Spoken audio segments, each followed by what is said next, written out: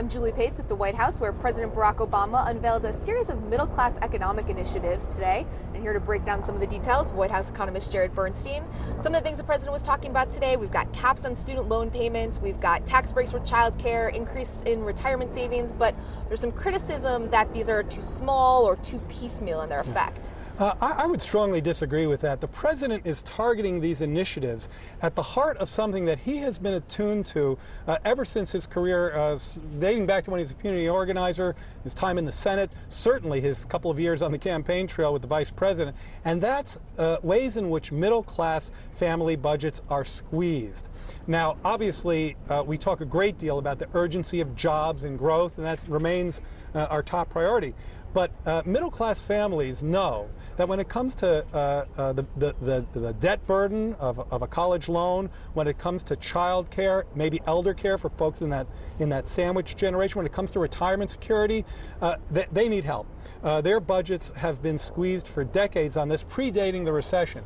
The policies that were announced today go right at that target, and I think they do so in a way that's going to make a real difference for middle-class families. What about these middle-class families, though, that say, that's great, I actually could use some of these things, but we're not going to see these things until next year if the president's budget gets passed? What are you going to say for them now?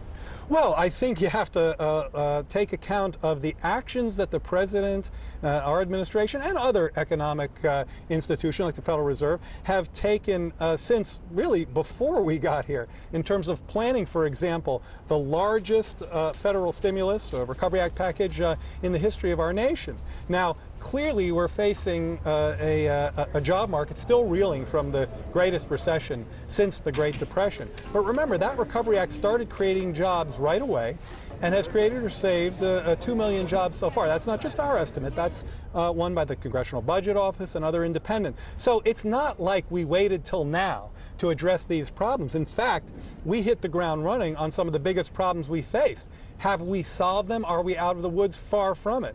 But I think one of the things you can get from an announcement like today is that we have not stopped to think about every dimension wherein we can help middle-income families, both in terms of their meeting their budgets and creating the economic environment for job growth. Finally, if I'm a middle-class family watching the President's State of the Union on Wednesday night, what's the takeaway you want them to get out of this speech? You know, I think the takeaway that I want is probably less relevant than the takeaway that the president has put into that speech and that they will get. I'm not going to highlight the speech. I want to let my boss do that. What I will say is that this is a speech that gives middle-class families, I think, a lot to hold on to, much like the kinds of announcements that we were highlighting today, but put into a much larger context about not only the global economy, but the president's economic agenda. And at the heart of that agenda is the well-being of middle-class families, and I think that's what's going to come out of that speech. As always, thank you very much. Jared Bernstein, White House economist. For the Associated Press, I'm Julie Pace.